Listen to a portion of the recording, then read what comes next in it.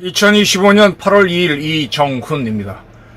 민주당 당대표 선거에서 정청래 의원이 승리했습니다. 압도적으로 승리했습니다. 그는 추석 전에 검찰과 사법부 그리고 언론개혁을 완수하겠다고 선언했습니다. 그는 대야투쟁을 이야기했습니다. 근데 대야투쟁이란 말이 있습니까?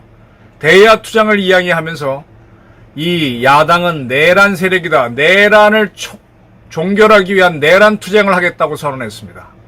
이 저승사자인 내란 투쟁 어떤 결과를 낳을지 하나씩 예측해 보도록 하겠습니다. 민주당 당대표 경선 전당대회를 통해서 61.74%의 득표율로 38.26%를 얻은 박찬대 후보를 이기고 압승을 했습니다. 정청래 후보가.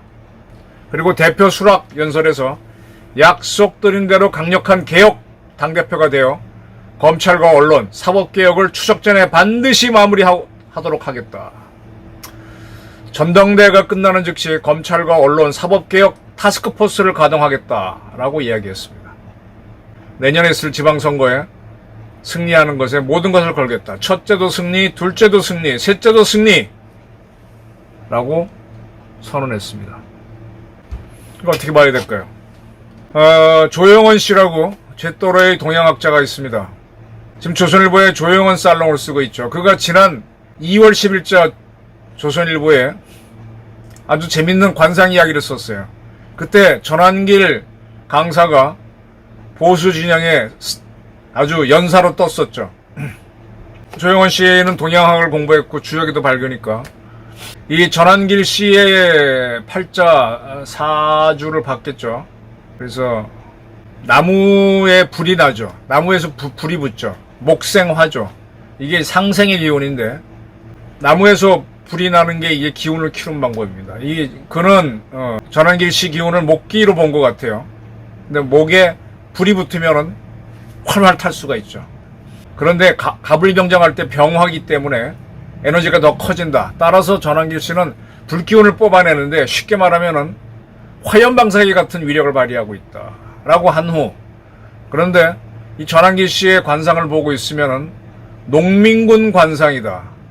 동학 때의 전봉준을 연상시킨다. 그렇게 하고 난 후, 학원 강사 출신 전환길과 비교되는 사람이 민주당에서는 정청래다. 정청래는 입시학원 강사 출신이죠. 전환길 씨는 공무원 학원 강사 출신인데. 정청래는 관상을 보게 되면 저승사자 관상이다. 검은색 도포를 입고 검은색 갓만 씌워놓으면 영락없는 저승사자다. 그는 윤석열을 사형시켜야 한다 라고 주장을 했는데 그러한 말에는 울림과 공포가 느껴진다 라고 했습니다. 저도 정승래를 보게 되면 웃지 않는 얼굴을 보게 되면 저승사자라는 느낌이 좀 와닿습니다. 지금 국힘당에서는 제가 누차 말씀드렸듯이 정청래 포비아, 정청래를 막을 사리면서 쩔쩔매고 있어요. 그래서 지난번 한동훈 씨가 비대위원장 했을 때 김경률을 내세우려고 했다가 그 양반이 김건희 씨를 마리 앙뚜아네트에 비교했다가 스스로 나는 안 나가겠다고 한 후 그 다음에 운동권 출신의 하문경 씨를 내세웠지만 아주 대패를 했습니다. 지금 저승사자는 지난번 탄핵 심판에서 탄핵 소추를 책임지면서 윤석열 파면에 성공했습니다. 그럼 그가 지금 민주당의 당대표가 되면서 추석 전에 언론과 검찰과 사법부 개혁을 완수하겠다라고 선언했습니다. 그러면서 대야투쟁을 이야기합니다. 야당이 대정부 투쟁, 대여투쟁을 이야기하는 경우는 있었지만 여당이 야당과의 투쟁, 대야투쟁을 하는데 이 대야투쟁은 야당은 내란 세력이기 때문에 내란 세력을 척결하는 내란 투쟁에 나서겠다라고 정청래는 선언했습니다. 국힘당을 해산시키는 저승사자가 되겠다는 주장입니다. 정청래 씨는 이제 이재명 씨가 원래 당대표였는데 대통령 선거에 당선됐죠. 그래서 공석이 된 민주당 대표를 채우는 보궐선거의 당선자입니다. 따라서 임기는 2년이 아니고 내년 8월까지입니다. 그러니까 내년 6월쯤에 있을 지방선거까지 책임을 지고 그 다음에 다시 선거를 해서 대표가 될지 안 될지를 결정하는데, 그는 강력하게 검찰, 언론, 사법개혁을 추진하고 동시에 내란 투쟁을 통해서 국힘당을 해산시키겠다, 저승사자가 되겠다. 대한민국을 지탱하는 중요한 기관 중에 대표가 검찰, 언론, 사법부인데 이것들, 그리고 야당인데 이걸 다 날리겠다라는 선언을 했습니다. 성공할까요? 우선 이거부터 말씀드릴게요. 이재명 대통령이죠. 이재명 대통령은 굉장히 중요한 책임을 집니다. 대한민국 헌법 제66조 2항은 대통령은 국가의 독립, 영토의 보존, 국가의 계속성과 헌법을 수호할 책무를 진다라고 되어 있습니다. 따라서 이재명 대통령은 반드시 헌법을 수호해야 합니다. 네. 지금 민주당에서 주장하는 검찰개혁은요, 검찰청을 공소청으로 바꿔서 기능을 확 줄여서 수사를 못하고 오히려 공소제기만 하게 하고, 그 다음에 과거 검찰의 특수부, 지금의 반부패부 같은 조직은 따로 모아서 중대범죄수사청, 중수청을 만들어서 과거 경찰의 특수수사대와 합쳐갖고 검경 특수수사팀, 아주 강력한 기관을 만들죠. 거기에는 검사도 있습니다. 그들은 아주 강력한 수사력을 발휘합니다. 중수청을 두고. 그 다음에 이제 또 별도로 고위공직자를 수사하는 공수처를 유지합니다. 이 3개 기관을 국가수사위원회가 통제하는데, 국가수사위원회는 국무총리의 통제를 받습니다. 국무총리 외에 대통령이 있으니까 대통령은 중수청을 통해서, 공수처를 통해서 공무원을 꼼짝 못하게 하고 마음에 안 드는 정적을 다 날릴 수 있습니다.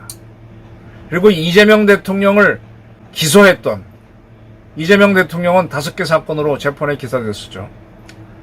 검찰청은 기소청으로 완전히 기능을 죽이겠다라는 게 검찰개혁의 핵심입니다. 이 개혁을 추석 전에 하겠다라고 정청래 대표는 지난 유세 때도 선언했었고 이번에 당선되면서 또 선언했습니다. 그런데 금방 제가 66조 헌법 2항은 대통령은 헌법을 수호할 책무를 진다 라고 돼 있다고 말씀드렸습니다. 이재명 대통령은 헌법을 수호해야 됩니다. 그런데 어떤 또 헌법이 있는가? 이 헌법을 지켜야 되는데, 대한민국 헌법 제89조에는 이런 내용이 있습니다. 제89조 다음 사항은 국무회의의 심의를 거쳐야 한다. 그리고 1, 2, 3, 4, 5, 6, 7, 8 쭉 나가는데 16에 검찰총장, 합동참모의장, 각군 참모총장, 국립대학교 총장, 대사, 기타 법률이 정한 공무원과 국영기업체 관리자의 임명이라고 되어 있습니다. 요거는 반드시 국무회의의 심의를 거쳐야 한다라고 되어 있습니다. 여기서 주목할 게, 검찰총장을 대통령이 임명할 때는 반드시 국무회의를 심의를 거쳐야 된다라고 되어 있는 겁니다. 검찰총장. 검찰총장은 검찰청이 있기 때문에 검찰총장이 있는 거죠. 검찰총장과 비슷한 역할을 하는 것이 경찰청장인데, 또 대한민국 국민의 안전을 지키는 것 중에 하나가 소방청장도 있고, 대한민국의 안보를 지키는 중요한 자리 중에 하나가 병무청장도 있고, 또 대한민국을 운영하는데 아주 중요한 역할을 하는 사람 중에 국세청장도 있습니다. 차관급 자리 중에서. 그런데 그런 사람은 전혀 국무회의에서 심의하지 않아도 되는데 반드시 검찰총장만은 국무회의에서 심의를 하라고 헌법에 되어 있습니다. 그러면 검찰청이 있어야 되죠. 근데 이런 검찰청을 없애고 공소청으로 바꾸겠다는 게 이재명 정권, 정청래 대표의 검찰개혁 핵심입니다. 이거는 헌법 위반입니다. 이재명 대표는 헌법을 수호할 의무가 있다고 헌법에 되어 있는데 마음대로 검찰청을 없애면, 공소청으로 바꾸면 헌법 위반입니다. 그리고 이제 공소청의 검사는 수사를 할 수 없다라고 하는 게 이재명 정권, 정청래 대표의 검찰개혁인데, 대한민국 헌법 제12조는 12조 3항은 체포, 구속, 압수 또는 수색을 할 때에는 적법한 절차에 따라 검사의 신청에 의하여 법관이 발부한 영장을 제시해야 한다라고 되어 있습니다. 이와 비슷한 내용이 헌법 제16조에도 있는데, 모든 국민은 주거의 자유를 침해받지 아니한다. 주거에 대한 압수나 수색을 할 때에는 검사의 신청에 의하여 법관이 발부한 영장을 제시해야 한다라고 되어 있습니다. 여기서 주목할 게 압수나 수색을 할 때는 검사의 신청. 자, 압수와 수색을 할 때의 주체가 누구냐? 검사라는 얘기예요. 12조와 헌법 16.5조. 이건 뭐냐? 검사는 수사를 할 수 있다는 뜻이 됩니다. 그런데 공소청을 만들겠다고 하는데 공소청 검사는 수사를 못하겠다. 못하는 검사로 만들겠다는 게 이재명 정권 정청래 대표의 검찰개혁 핵심입니다. 이거는 헌법과 배치가 됩니다. 공소청의 검사, 그 다음에 중수청의 검사는 수사할 수 있는데 마찬가지로 그렇다면 기소청의 검사도 수사할 수 있어야 되는데 못하게 하겠다는 게 검찰개혁의 핵심입니다. 이거는 엉터리 헌법을 어기는 것이 됩니다. 그래서 저는 정청래가 큰소리 빵빵 치고 있지만 이 위헌을 할 수 있겠느냐라는 문제에 부닥칠 것이다. 정청래가 검찰을 죽이는 저승사자가 될지 안 될지 한번 지켜보자는 겁니다. 그리고 그냥 지켜보는 게 아니라 헌법 수호를 위해서 저를 비롯한 많은 국민들이 정청래와의 투쟁에 나서야 된다라는 주장을 하고자 합니다. 그 다음에 언론개혁인데요. 언론은 어떻게 개혁했다는 거예요? 언론은 어떻게 개혁했어요? 언론개혁이 예를 들면은 지금 국방일보에서 국방 홍보원장의 지시로 안규백 장관 취임사 중에 일부를 뺐다라고 하는 건데 지금 국방 홍보원장은 KBS 기자를 하던 사람 그리고 윤석열 캠프에서 뛰었던 사람이 맡고 있습니다. 그의 지시로 안규백 장관이 얘기한 것 중에 일부분을 빼고 그 내용을 실었다는 거에 대해서 이재명 대통령이 콕 집어서 안규백 장관한테 이러이러한 일이 있었는데 군기를 잡으라 그랬어요. 그래. 아주 언론을 자기의 선전도구로 보기 때문에 이런 얘기를 하는 건데 이거 어떻게 보면 언론 자유를 이재명 대통령이 어긴 겁니다. 아무리 국방일보가 정부에서 발행되는 거라고 할지라도 언론의 책임자가 나는 그거 안 싣겠어. 내가 네가 말한 건 보도 안 하겠어 하는 거 결정하는 건 언론이 스스로 결정하는 거예요. 물론 국방일보 안에서 홍보원장 결정에 반대하는 사람들도 있겠죠. 그건 그 내부의 문제인데 그들이 스스로 결정한 거를 대통령이 이 국방일보가 정부에서 발행하는 언론이라고 콕 집어서 군기를 잡아라 하는 것 자체가 언론에 대한 침해입니다.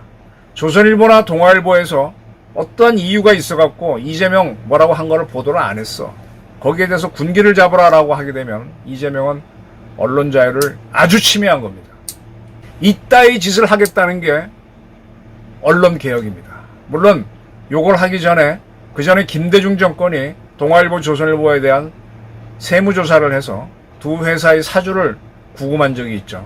네, 아마 할 겁니다. 지금 조선일보나 동아일보가 거기에 대한 대비를 상당히 하고 있는 걸로 알고 있어요. 어찌 보면 이재명 씨가 정권을 잡은 데에는 동아일보, 조선일보 주요 칼럼니스트, 필진들이 12.3 계엄은 문제가 있다라고 진짜 허버지게 조져댔습니다. 양상훈 조선일보 주필, 강착석 고문 등등이 나서서 아주 12.3 계엄을 걸레를 만들었죠. 동아일보에서도 김순덕 대기자라든지 여러 사람이 나서서 아주 12.3 계엄을 걸레로 만들면서 이재명 정권 탄생에 크게 기여를 했습니다. 그런데 이재명 정권이 그러한 언론을 박살내겠다. 그리고 자기 말 잘 듣는 관제 언론을 만들겠다라는 언론개혁을 선언했습니다. 이게 성공할까요? 아마 언노련은 입을 다물 겁니다. 동아일보, 조선일보도 저항을 하겠지만 위축은 되겠죠. 성공할지 한번 보겠습니다. 아마 실패할 겁니다. 동아조선은요 쉽게 무너지지 않습니다. 그리고 설사 동아조선이 무너지다고 하더라도 다른 류의 언론이 결사적으로 이재명 정권 독재에 저항할 겁니다. 사법부 개혁은 무엇이냐? 대법관 수를 확 늘려서 자기가 원하는 자기 말 잘 듣는 사람들을 채워서 대법원을 장악하고 법원을 장악하겠다. 완전한 독재로 가겠다는 거죠. 여기에 대한 개혁 법률을 만들면은 국힘당에서 막을 도리가 없죠. 워낙 절대 다수니까. 그래서 사법부를 자기의 시녀로 만들겠다.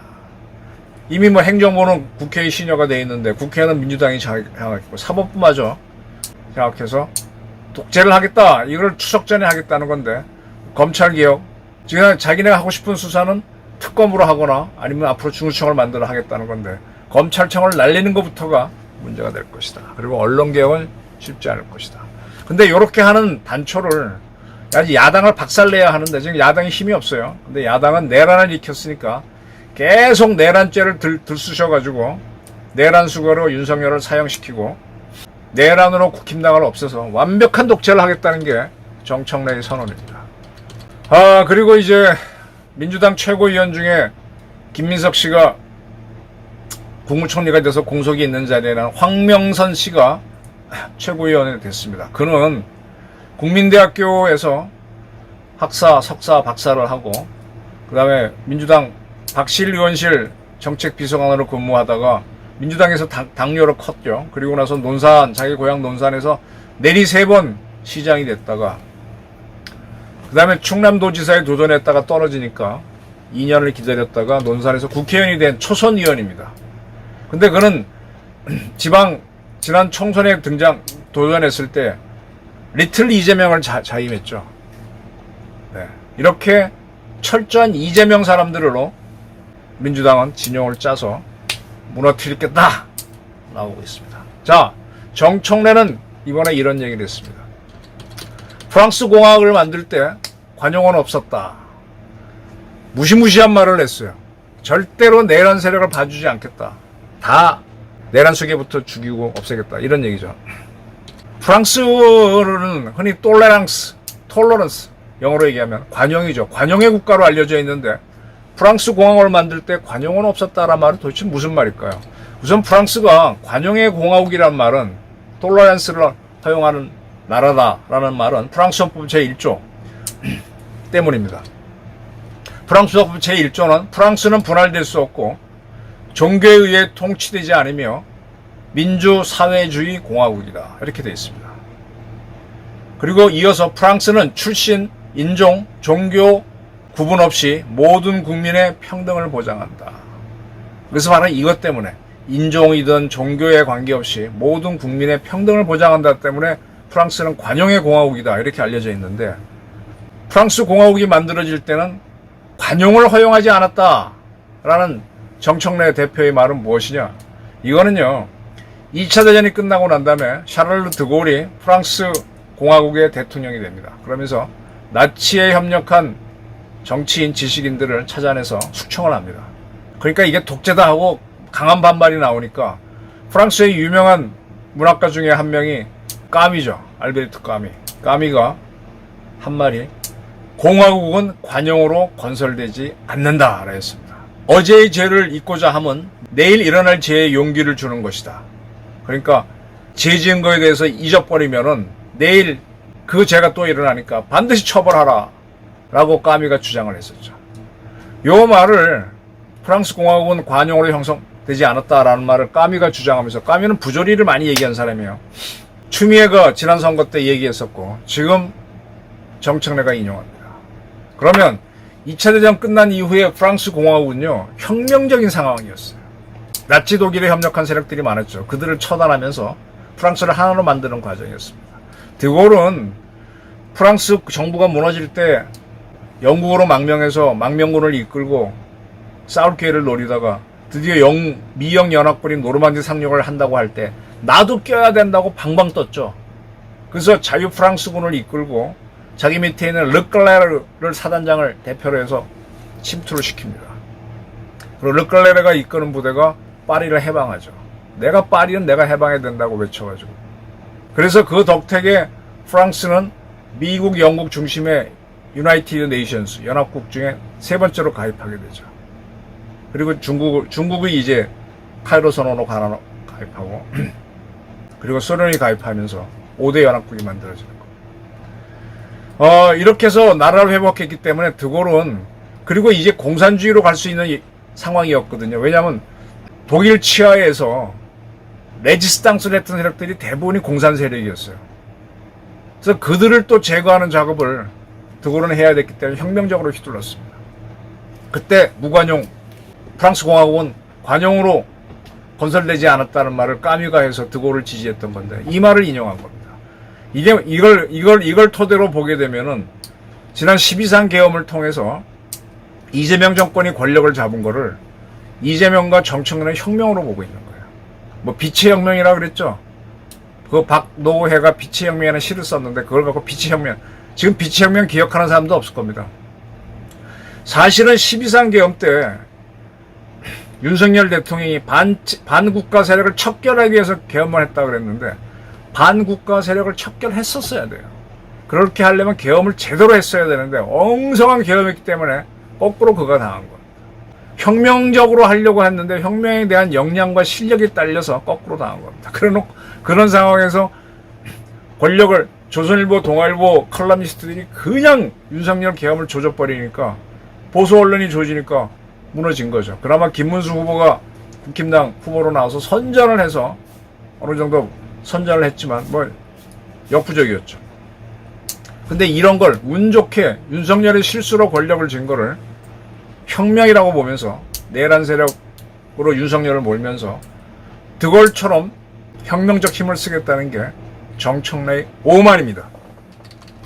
근데 정청래는 앞서 말씀드린 대로 조영원 씨 말대로 저승사자, 웃지 않는 얼굴을 보게 되면 저승사자 관상 같아요. 제가 봐도 이미 윤석열을 날렸고